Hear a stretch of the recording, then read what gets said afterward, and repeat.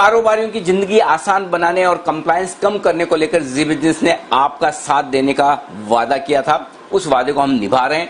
हम चला रहे हैं मुहिम बड़े जोर और शोर से, कम करो कंप्लायंस। और इस मुहिम में हमारा साथ दे रहे हैं ऋषि अग्रवाल साहब, जो फाउंडर और सीईओ हैं एवेंटिस रेगटेक के। अग्रवाल साहब, एक जो सबसे बड़ा मुद्दा है जिसकी वजह से लोग है ना देश में मैन्युफैक्चरिंग यूनिट या फैक्ट्री प्लांट लगाने से बड़ा डरते हैं, वो है लेबर लॉस, यानी कि मजदूरों से कौन भिड़ेगा। ये एक जो आम तौर पर धारणा बनी हुई है कई सारे कारोबारियों की, उद्योगपतियों की।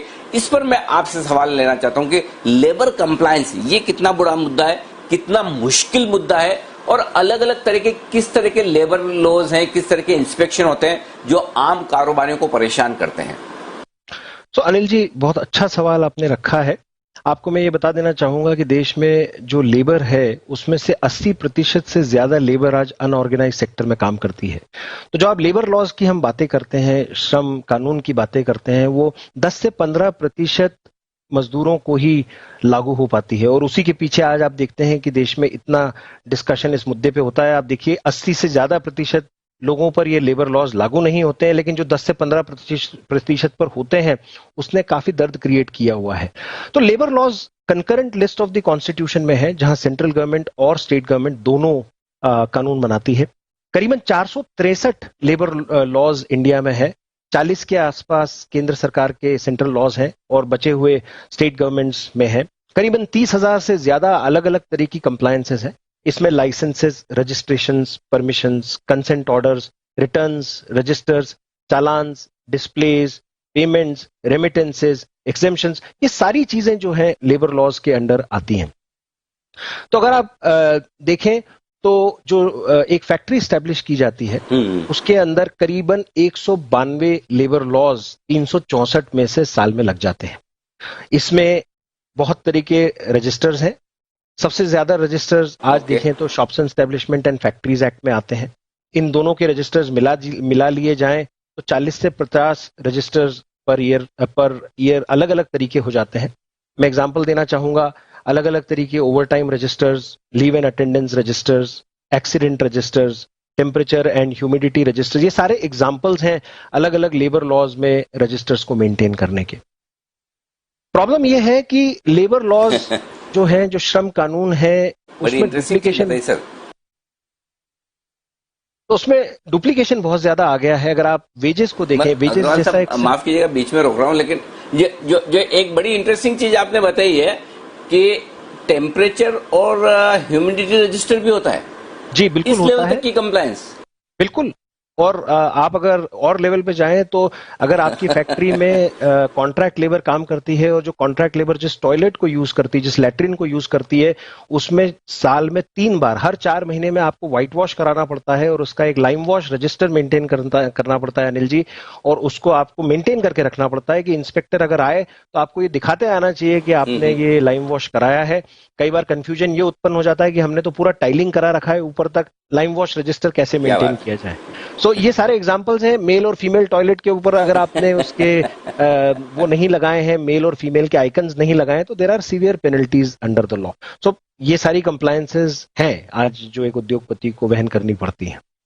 इसमें बैलेंस कैसे बनाए अग्रवाल साहब की, जिसमें देखिए लेबर को नुकसान भी ना हो, ये भी जरूरी कि छोटे लोगों का ध्यान रखा जाए, और साथ ही कारोबारियों को अननेसेसरी प्रॉब्लम ना हो। तो इसमें कंप्लायंस कैसे बेहतर की जा सकती है, और क्या अब थोड़ी कंपनियां, कारोबारी भी एम्प्लॉयज फ्रेंडली हुए हैं, थोड़ा बेहतर ध्यान रख रहे हैं लोगों का? सो अनिल जी, थोड़ा डेटा पे विचार करते हैं। देश में 63 मिलियन एंटरप्राइजेस हैं, 6.3 करोड़ एंटरप्राइजेस हैं। इन 6.3 करोड़ एंटरप्राइजेस में से 12 मिलियन एंटरप्राइजेस आज जीएसटी देती हैं। 12 मिलियन जीएसटी देती हैं, लेकिन सिर्फ 1 मिलियन रजिस्टर्ड है सोशल सिक्योरिटी के लिए, जो ईएसआई और पीएफ है उसके लिए सिर्फ 1 मिलियन, मतलब 63 मिलियन एंटरप्राइजेस में से या 6.3 करोड़ एंटरप्राइजेस में से सिर्फ 10 लाख के आसपास आज सोशल सिक्योरिटी देती हैं। अनिल जी, एक और चीज आपके साथ शेयर करना चाहूंगा कि 1 करोड़ 10 लाख में से सिर्फ 5 लाख ऐसी हैं जो एक्टिवली ईएसआई और पीएफ को कंट्रीब्यूट करती हैं। तो मैं ये मानता हूं कि हमने एक ड्वार्फ का एक देश क्रिएट कर लिया है। हमारे यहाँ फ्लाइंग अंडर द रेडार, जिसको कहते हैं कि रेडार के नीचे रहे आप, उसको अच्छा माना गया है। एक एक टैक्स माना जाता है जो कि है कि cost tax of growing up. बहुत सारी कंपनीज उस रेडार के नीचे फ्लाई करना चाहती हैं, बढ़ना नहीं चाहती, क्योंकि जैसे ही वो फॉर्मल एम्प्लॉयर हो जाती हैं बहुत कुछ चीजें लग जाती हैं, कंप्लायंसेस बहुत सारे लग जाते हैं। जो आज आप लेबर को तनख्वाह देते हैं, अगर आप इनफॉर्मल रहते हैं, कैश में तनख्वाह दे देते हैं, तो लेबर के पास ऑलमोस्ट 100% तनख्वाह पहुंचती है। अगर आप 100 रुपए दे रहे हैं तो 100 रुपए लेबर के पास पहुंचता है। लेकिन अगर आप फॉर्मल एम्प्लॉयर हो जाते हैं, ईएसआई, पीएफ, पीटी, एलडब्ल्यूएफ, ग्रेचुइटी, ये सब लग जाता है अनिल जी, तो जो डिडक्शंस होते हैं करीबन 40 से 42% तक के डिडक्शंस हो जाते हैं। तो एक ऐसा लेबर जिसको 100 रुपए की तनख्वाह मिलनी चाहिए थी, उसको आज सिर्फ 60 रुपए या 58 रुपए की तनख्वाह मिलती है। तो जो पिरामिड का लोअर दर्जा है, जहां की गरीब लेबर जो समहाउ अपना काम चलाता है, उसको जब 40 रुपया कट जाता है तो वो ये कोशिश करता है कि मैं ऑर्गेनाइज सेक्टर में ना काम करूं, फॉर्मल एम्प्लॉयर्स के साथ ना काम करूं, इनफॉर्मल के साथ काम करूं। तो जो हाथ वाली तनख्वाह वर्सेस जो चिट्ठी वाली तनख्वाह है, उसमें जो गैप है इंडिया में बहुत ज्यादा है। ये तो लेबर के पॉइंट ऑफ व्यू से है। एम्प्लॉयर के पॉइंट ऑफ व्यू से ये है कि जैसे ही आप बड़े होते हैं वैसे ही number of compliances dramatically shoot up हो जाते हैं। हमने एक दूसरे सवाल के जवाब में बात की थी कि करीबन 12 लाख रुपए का साल का खर्चा है कंसल्टेंट्स के साथ डील करने का और ये सारी कंप्लायंस मैनेज करने का। तो आज एम्प्लॉयर सोचता है कि मैं क्यों बड़ा हूं, छोटा रह के काम करता हूं, और अगर मान लीजिए बिजनेस बढ़ रहा है तो एक छोटी सी दूसरी एंटिटी खोल लेता हूं जहां पे कि फॉर्मलाइजेशन ना हो। तो अगर देश का विकास हमें करना है तो हमें बड़ी फैक्ट्रियों को प्रोत्साहन देना होगा।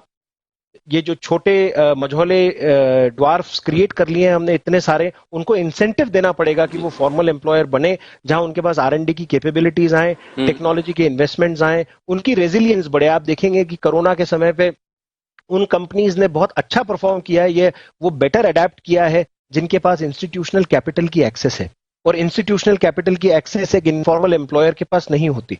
उसके लिए आपको फॉर्मलाइज करना पड़ता है, रिटर्न्स रजिस्टर्स भरने पड़ते हैं, P&L और बैलेंस शीट और अलग अलग तरीके ऑडिट रिकॉर्ड्स रखने पड़ते हैं।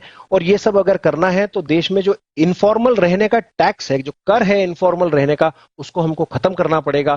फॉर्मलाइजेशन के लिए इंसेंटिव्स क्रिएट करने पड़ेंगे, उसमें लेबर लॉज का एक अहम भूमिका है, उनको रैशनलाइज करना पड़ेगा। और इतने सारे जो अलग अलग लेबर लॉज हैं उनको कंडेंस करके कुछ कम करने पड़ेंगे। और आप देखेंगे कि जो 4 कोड्स को लाने का सरकार ने एक इनिशिएटिव लिया है, 44 लेबर एक्ट्स को करीबन 4 कोड्स में कंसोलिडेट करने का, वो एक सही दिशा में कदम है। इस पे बहुत फुर्ती से काम करना चाहिए। इसमें जो 2700 रिटर्न्स और रजिस्टर्स हैं उनको ड्रामेटिकली कम किया जा सकता है। अनिल जी, मेरा विचार यह है कि अगर सरकार इस पे सही तरीके से कदम उठाए तो ये 2700 को करीबन हम 100 में कन्वर्ट कर सकते हैं पूरे देश में। तो आज आप सोचिए कि 2600 रिटर्न्स और रजिस्टर्स लेबर में कम किए जा सकते हैं अगर हम code on wages, code on social security, code on industrial relations and code on health safety को ढंग से अगर इंप्लीमेंट करें देश में, तो ये जो रिटर्न्स और रजिस्टर्स का जो भार है लेबर लॉज में, कर नियमों में, वो कम किया जा सकता है। जी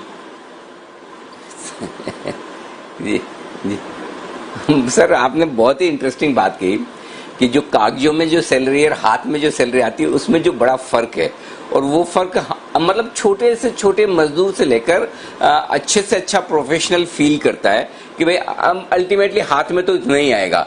और जो कारोबारी छोटे हैं वो बड़ा बनने में इसीलिए घबराते हैं कि जैसे ही बड़ा बनेंगे 50 नए कानून लागू हो जाएंगे, जैसे ज्यादा एम्प्लॉयज रखेंगे, इसलिए अलग अलग एंटिटीज बनाएंगे और कानून से बचने की कोशिश करते हैं, कंप्लायंस से बचने की कोशिश करते हैं, और उस कोशिश में और काम बढ़ते जाता है। तो बहुत ही बेहतरीन सुझाव आपने दिए। इसी तरह के सुझाव, इसी तरह की शिकायतें अगर आपकी भी है तो जरूर जी बिजनेस की इस मुहिम में जुड़े, और हमारी मुहिम है कंप्लायंस कम करवाने को लेकर। हैशटैग कम करो कंप्लायंस, इस पर आप अपने सुझाव, अपने विचार हमें लिखकर भेजें। हम हमारे इस अभियान में आपके सुझावों को, विचारों को शामिल करेंगे और सरकार तक आपकी बात पहुंचाने की कोशिश करेंगे।